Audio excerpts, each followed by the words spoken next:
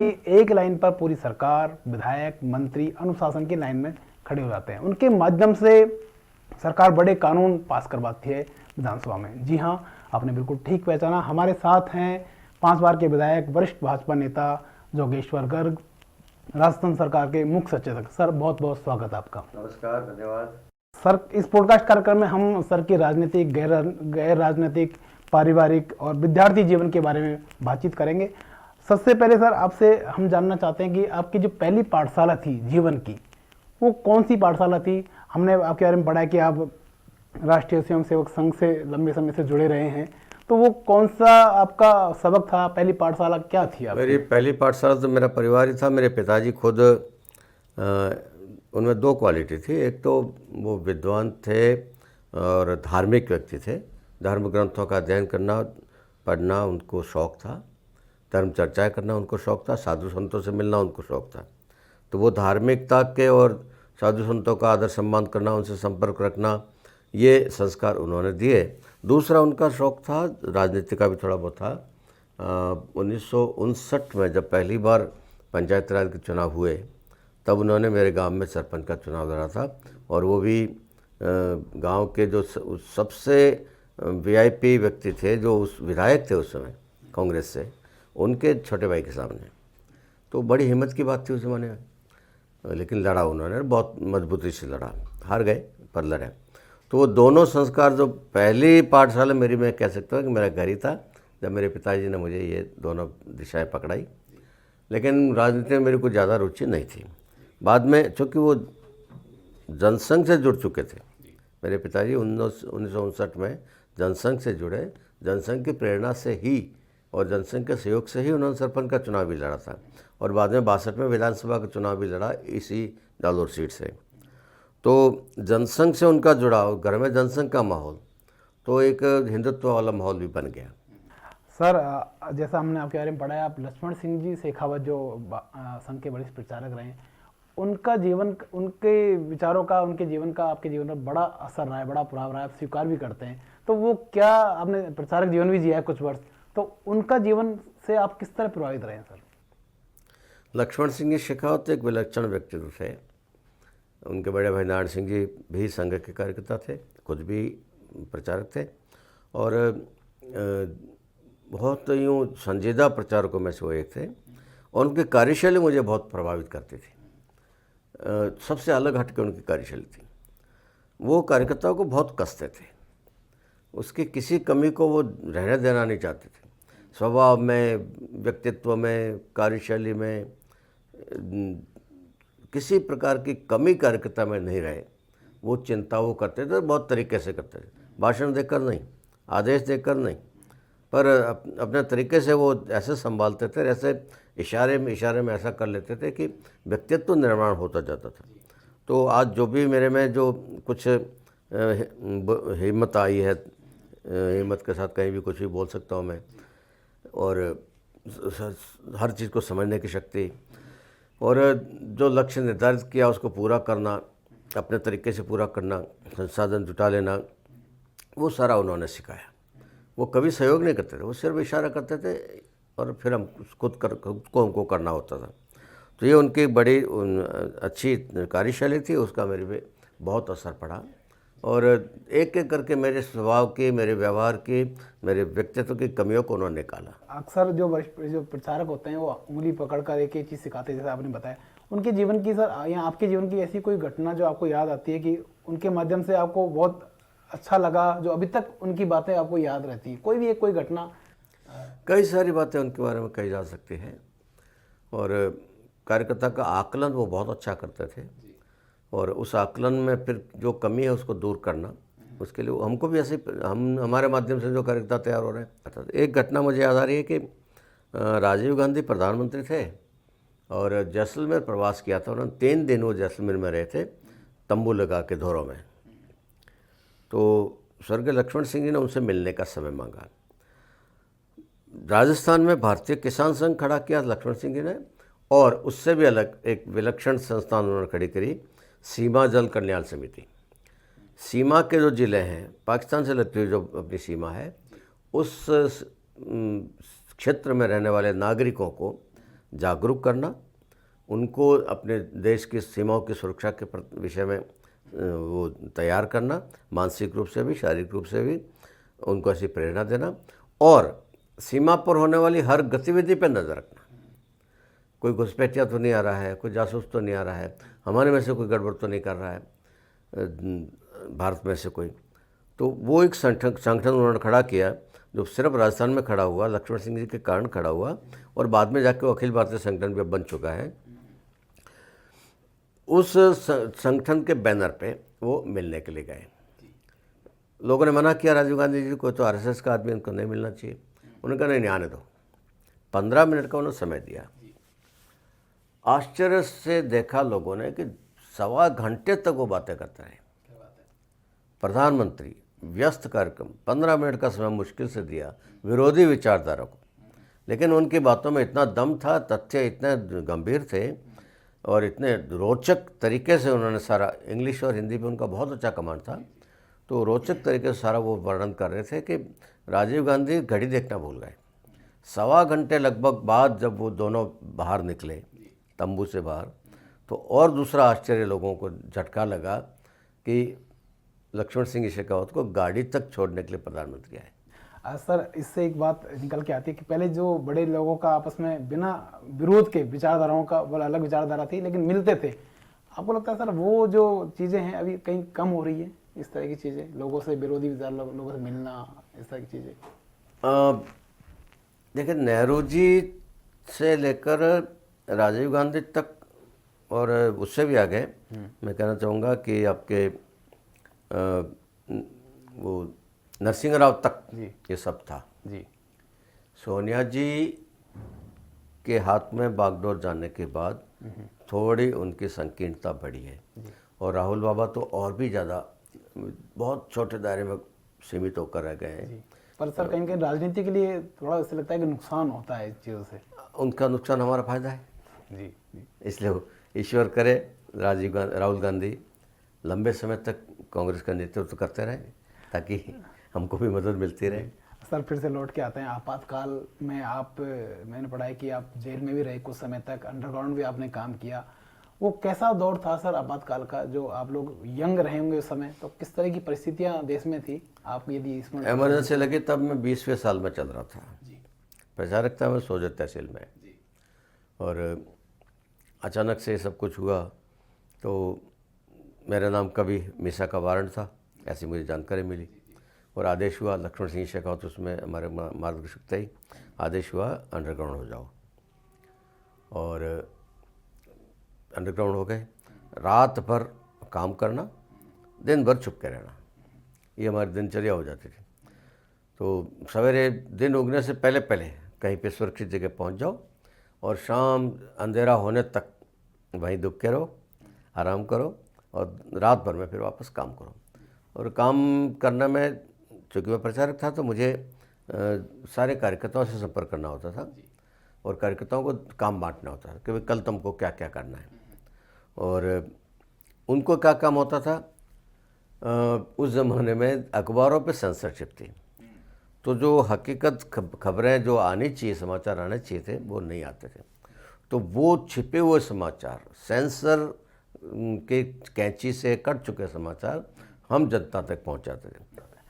Sir आप लगातार जब संघ में सक्रिय थे, गवर्नमेंट जॉब भी आपकी थी, आपका ये मन था कि मुझे राजनीति में नहीं जाना है, लेकिन वो कौन सी परिस्थितियाँ थी कि आपको राजनीति में जाना पड़ा और विधायक का चुनाव भी आपने लड़ा 90 में? घर में माहौल था, मैंने कहा, मेरे पिताजी एक चुनाव लड़ चुके थे, और उस ज़माने में जनसंघ का टिकट लेके चुनाव लड़ना मतलब हारने की गारंटी होती थी, और चंदा कोई मिलता नहीं था।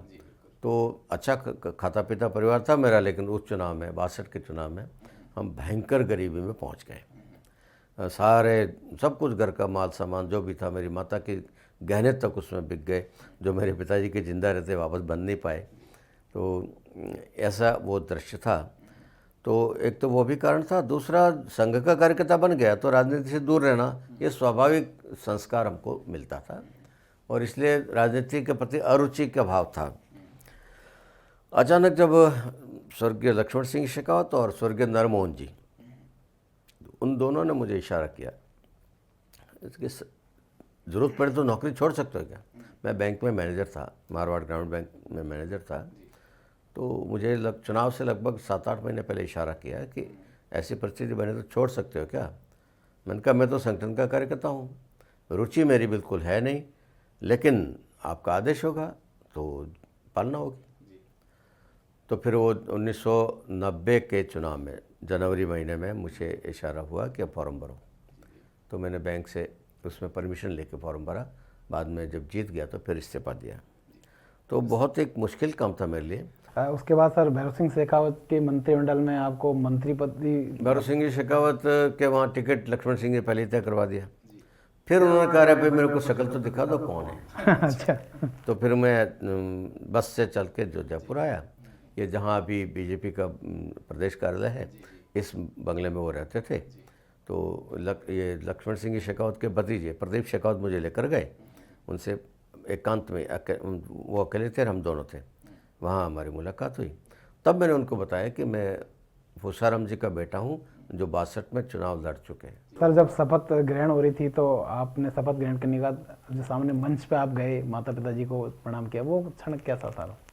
हाँ, शपथ ग्रहण के बाद मैंने माननीय मुख्यमंत्री जी को नमस्कार किया, पाँव छुए, और फिर वहाँ से मंच से हट के मैं जहाँ मुझे बैठना था उससे आगे जाने लगा मैं। तो सब लोग बड़े जो गंभीरता से मुझे देखने लगे, अचंभे से कहाँ जा रहा है, इसको बैठने की जगह तो यहाँ थी। कैमरे मेरी तरफ घूम गए एकदम से। तो 4-5 पंक्ति छोड़कर मेरे पिताजी और माताजी दोनों बैठे थे, तो उनके पाँव छुए मैंने। तो भैरव सिंह ने भी देखा, बड़े खुश हुआ वो। तो वो भी मतलब मेरे पिताजी के लिए बड़ा अविस्मरणीय क्षण रहा होगा वो। मैं उनकी भावना समझ सकता हूँ। 62 में उन्होंने एक प्रयास किया था और हार गए थे। असफलता का दंश उनको जिंदगी भर चुभता रहा होगा। और अब उन्होंने अपनी आंखों के सामने मुझे विधायक बनते हुए देख लिया और मंत्री बनते हुए भी देख लिया। और ऐसा संयोग या जो भी है ये कि मंत्री बनने के ठीक 3 महीने बाद उन्होंने प्राण छोड़ दिया। तो शायद ये दिन देखने के लिए वो जिंदा थे। सर भैरव सिंह जी के साथ आपने लगातार काम किया, उनकी कौन सी बातें आपको आज भी प्रेरित करती हैं कि इतना बड़ा कद वाला व्यक्ति? सबसे बड़ी बात तो उनकी थी कि जमीनी स्तर की सूचना उनके पास होती थी। उस ज़माने में कैसे होती थी भगवान जाने, बड़ा अचंभा होता था हम लोगों को। हम कोई सूचना लेके आते थे बड़े खुश होकर कि नई बात बताएंगे उनको, और पता लगता था कि वो बात उनका पहले ही पहुँच चुकी है। क्या सिस्टम था उनका भगवान जाने, लेकिन था। बाद में मुझे भी समझ में आया, दूसरी बार एमएलए बना तब मुझे समझ में आया कि ये सूचनाएं अपने आप मिलती हैं। यदि जनता को, कार्यकर्ता को और जनता को ये विश्वास हो कि इस व्यक्ति को सूचना देने से लाभ है, उस सूचना का सदुपयोग होगा और उस समस्या का निराकरण होगा या वो दी गई सूचना लागू होगी, ये विश्वास यदि जनता को हो तो जनता आप तक सूचना पहुंचाती है। बिल्कुल। सर 2003 से 2008 के बीच में वसुंधरा राजे मुख्यमंत्री थी, उस समय आप विधायक थे। कुछ गज़लें आपकी बहुत लोकप्रिय हुई, अखबारों में सुर्खियाँ भी बनी। वो कौन सी बातें थी? क्या आपके और वसुंधरा जी के बीच में कोई मतभेद थे? क्या बातें थी सर वो? नहीं, ऐसा कुछ नहीं। देखिए, कविता करने का शौक़ मुझे बचपन से ही था। पिताजी भी कुछ करते थे, वो संस्कार भी थे, तो छोटे मोटे दोहे सोरठे लिख लेते थे। ज़्यादा वो आक्रामकता वाली बात नहीं थी। बाद में धीरे धीरे जब बड़े हुए स्कूल में तो कुछ वो गज़लें पढ़ने को मिली, उर्दू शायरों को पढ़ा मैंने, तो उससे मुझे थोड़ा गज़ल एक विधा अच्छी लगी मुझे। उसकी जो दोहे की तरह वो भी बहुत मार्मिक एक विधा है और सटीक विधा है, तो मुझे अच्छी लगी। तो उस पर मैंने हाथ आजमाने शुरू किए। तो कभी कभार छोटा मोटा करता था। धीरे धीरे उसमें परिपक्वता आई। 2008 के वर्ष में 2003 से 8 तक मैं विधायक था, मंत्री नहीं बनाया था मुझे, नहीं बनाया, उनकी इच्छा है। लोग कह रहे थे बना रहे, लेकिन नहीं बनाया। वो कोई, हालांकि वो कोई नाराज़गी के कारण नहीं था, क्योंकि मैंने तय कर रखा था पहले दिन से कि मैं जीवन में कभी भी मांगने नहीं जाऊंगा, कुछ पार्टी से कुछ नहीं मांगूंगा। जो पार्टी स्वतः दे दे वो स्वीकार करूंगा और कभी भी अपने आप को असंतुष्टों के लाइन में खड़ा नहीं करूंगा।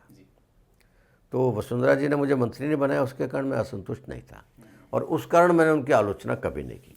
लेकिन संघ के संस्कार थे, माननीय लक्ष्मण सिंह जी की प्रेरणा थी कि जो कुछ गलत हो रहा है, संगठन को नुकसान करने लायक कुछ हो रहा है तो ज़रूर बताना चाहिए और बिल्कुल उसमें डरना नहीं चाहिए। तो वो हिम्मत मेरे में थी और वो बातें कई बार मैं बताता था, सार्वजनिक रूप से भी बताता था, अकेले में भी बताता था। तो कुछ लोगों ने उसको ये मान लिया कि मंत्री नहीं बनाया इसलिए खुन्नस निकाल रहा है, लेकिन वैसा नहीं था। ये बात मैं, अब स्वर्गीय भैरव सिंह तो मेरे पिताजी के समान थे, बहुत वरिष्ठ थे, उम्र में भी, अनुभव में भी, सब में, लेकिन जब ज़रूरत पड़ी उनको भी कहा मैंने। पार्टी के हित में जो कहना आवश्यक है वो उनको भी मैंने समय समय पर कहा और उन्होंने स्वीकार भी किया, गंभीरता से लिया उस बात को। छोटे मुँह बड़ी बात होती थी लेकिन उन्होंने भी किया, वो भी मैंने वसुंधरा के साथ किया। फिर मुझे लगा कि शायद डायलॉग कुछ हो नहीं पा रहा है, मिलना जुलना थोड़ा कम होता था, तो फिर मैंने वो कुछ बातें शेरों के माध्यम से कही। सर, एक आपकी लाइन थी, प्रश्न मेरी आंख से छलके हैं तो क्या करूं, बोलता कुछ भी नहीं मैं रहनुमा के सामने। कौन रहनुमा थे सर वो? कोई भी रहनुमा। अक्सर ऐसा होता है कार्यकर्ता के साथ कि कभी जब नेता मार्गदर्शक थोड़े से यूँ दूर हो जाए, कम्युनिकेशन गैप बन जाए और अपनी बात उन तक पहुंचाना ज़रूरी है लेकिन पहुंचा नहीं पाओ, तो फिर कई बार इंसान की आंखें बोल जाती हैं, अनुशासन के मारे बोल नहीं पाते। तब मैंने ये शेर कहा था कि मैं कुछ नहीं बोलना चाहता, बोलता नहीं हूँ, लेकिन मेरी आंखें तो बोल रही है। प्रश्न मेरी आंख से चल के अगर तो क्या करूँ, बोलता कुछ भी नहीं मैं रहनुमा के सामने। तो मेरे नेता का सम्मान करता हूँ मैं, उनके सामने बोलूँगा नहीं, बदतमीजी नहीं करूँगा, सवाल जवाब भी नहीं करूँगा, लेकिन प्रश्न है तो है, वो आएंगे सामने। 2008 में आपकी पुस्तक आई थी बात हमारी पगली सी, इसको लेकर, इसमें जो कुछ पंक्तियाँ थी उसको लेकर वसुंधरा जी के खेमे में ये था कि ये मुझसे नाराज़ है। बाद में आपने उनको पुस्तक भी भेंट की। वो इसलिए भेंट करनी पड़ी, लोगों ने ये माहौल बना दिया था कि मैंने उनके खिलाफ मोर्चा खोल दिया है और शेरों के माध्यम से, गज़लों के माध्यम से उनको मैं आरोपित कर रहा हूँ, उनको घेरने की कोशिश कर रहा हूँ। वैसा था नहीं, बस एक सहज स्वाभाविक अभिव्यक्ति थी, लेकिन उनमें कई ऐसी सटीक बातें भी थी जो उनको बुरी लग भी सकती थी। मैंने कहा लोग घुमा फिरा के पहुँचाएंगे, तो मैं खुद ही एक दिन जाके किताब देख के आ गया और उन्होंने उसको पढ़ा भी। बाद में मुझे पता किया मैंने उनके पर्सनल स्टाफ से, तो उन्होंने उसको अपने बेडरूम के सेल्फ में रखा और पढ़ा भी उसको। उसमें एक शेर ऐसा भी था,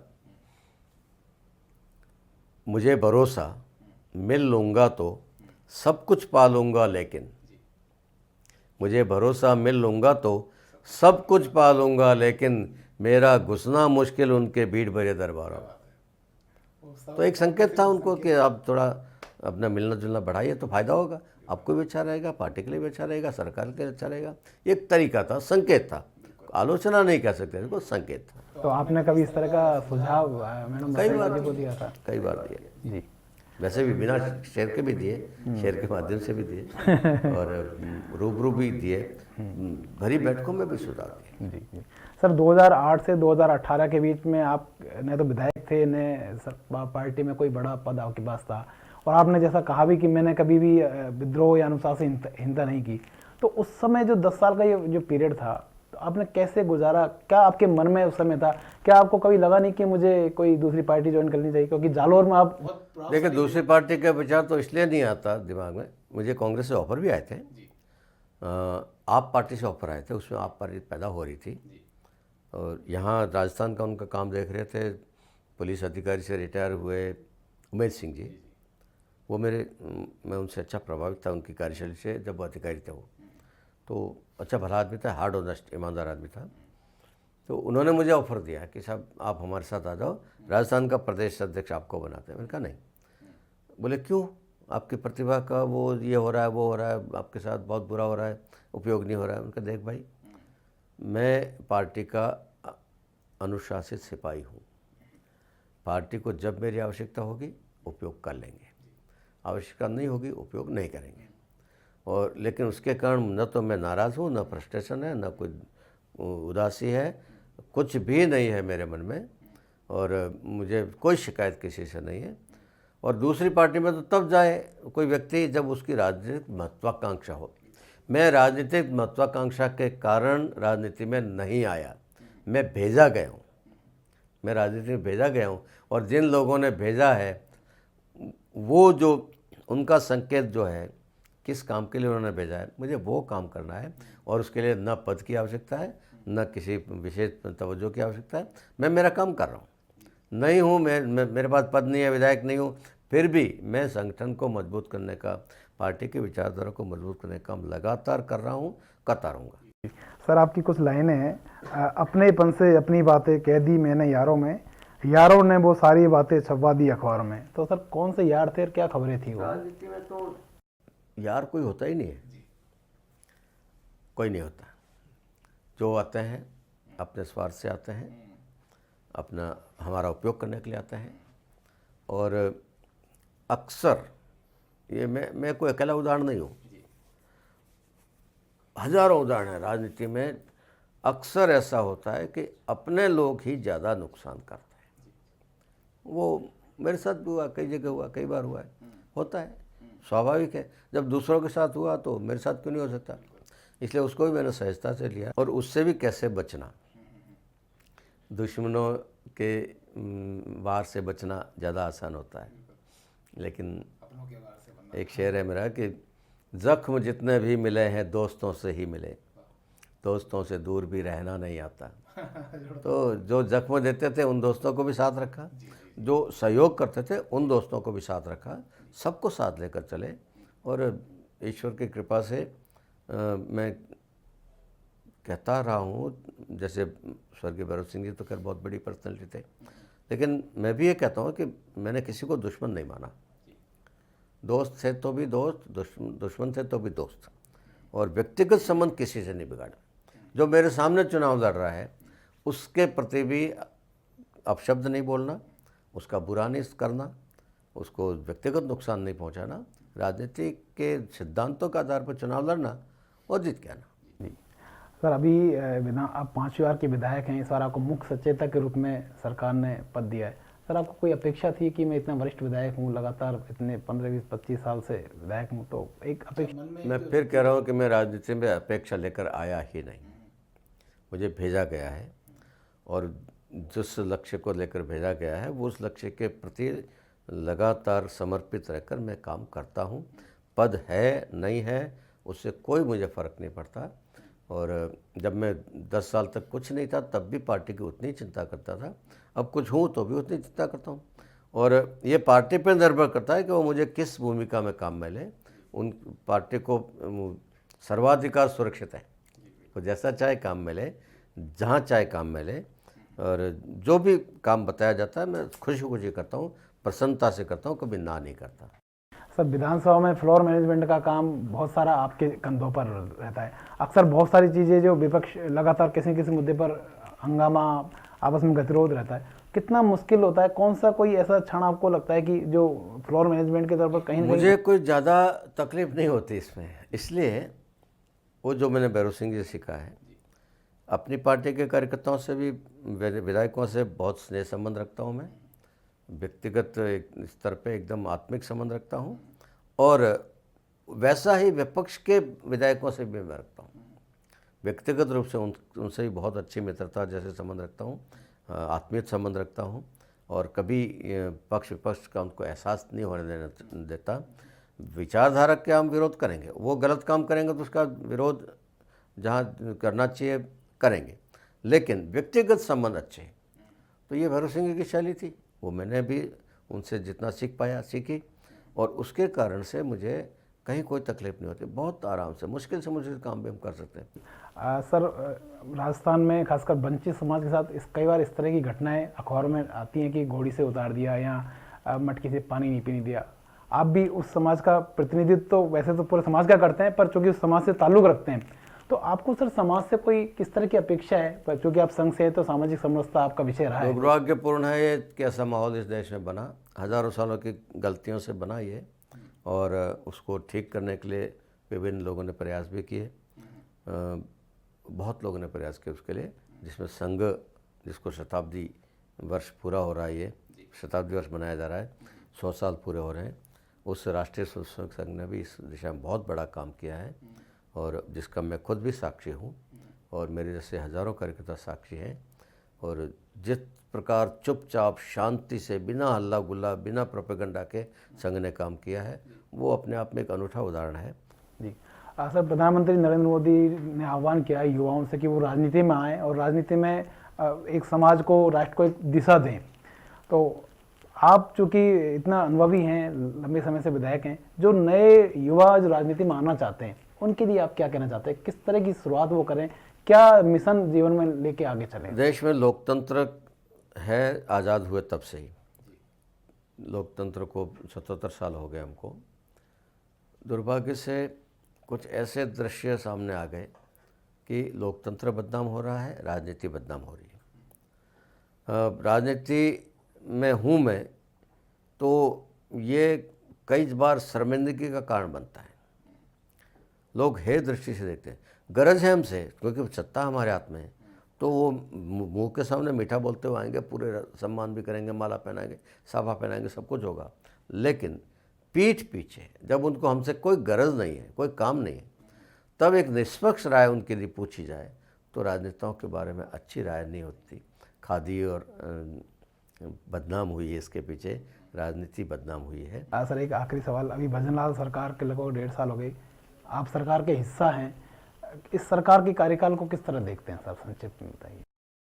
भजनलाल जी बहुत समय दे रहे हैं, प्रयास कर रहे हैं, अच्छा प्रयास कर रहे हैं। और भजनलाल जी, ये भारतीय जनता पार्टी है, इसमें कोई एक व्यक्ति काम नहीं कर रहा होता है, पूरा संगठन काम कर रहा होता है, पूरी सरकार एकजुट होकर काम कर रही होती है।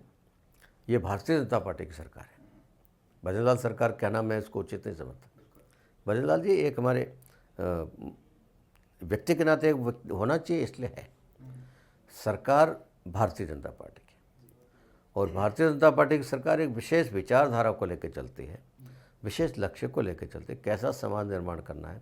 विकास की हमारी अलग अवधारणा है। पंडित दीनदयाल उपाध्याय ने जो विकास की और सेवा की जो अवधारणा दी, एकात्म मानव दर्शन के माध्यम से, अंत्योदय के माध्यम से, उसको लागू करने की दिशा में चलने वाली सरकार है। और हमारे लिए, भारतीय जनता पार्टी वाले लोगों के लिए, चाहे पहले भारतीय जनसंघ था, हमारे लिए सत्ता आनंद उपभोग का साधन नहीं है। हमारे लिए सत्ता है समाज परिवर्तन का माध्यम, समाज को विकसित करने का माध्यम, समाज को मजबूत करने का माध्यम, वो सारा है। इस दृष्टि से जब काम करते हैं तो फिर ये कौन कुर्सी पे बैठा है उससे कोई फर्क नहीं पड़ता। विचारधारा वही चल रही होती है, कार्यशैली वही चल रही होती है। भजनलाल जी की जगह दूसरा भी कोई होता तो यही काम कर रहा होता, और बस उसको मेहनत करनी होती है, और वो उसमें कोई कमी नहीं है। भजनलाल जी बहुत रात को 2-2 बजे तक काम करते हैं, और इसलिए उनकी मेहनत में कोई कमी नहीं है, और पार्टी की विचारधारा में कोई कमी नहीं है। और सौभाग्य से भारत सरकार हमारी है, तो वहाँ से मार्गदर्शन और सहयोग में कोई कमी नहीं है, तो राजस्थान का अच्छा ही होगा। और अलग तरह का राजस्थान खड़ा करना है तो मेहनत तो मांगता है, लेकिन दिशा हमारी स्पष्ट है और कार्यशैली हमारी स्पष्ट है, तो सब ठीक होगा। तो दिशा हमारी स्पष्ट है, कार्यशैली हमारी स्पष्ट है, सरकार विचारधारा के आधार पर चलती है। ये थे योगेश्वर गर्ग, मुख्य सचेतक राजस्थान सरकार। सर बहुत बहुत धन्यवाद हमसे बातचीत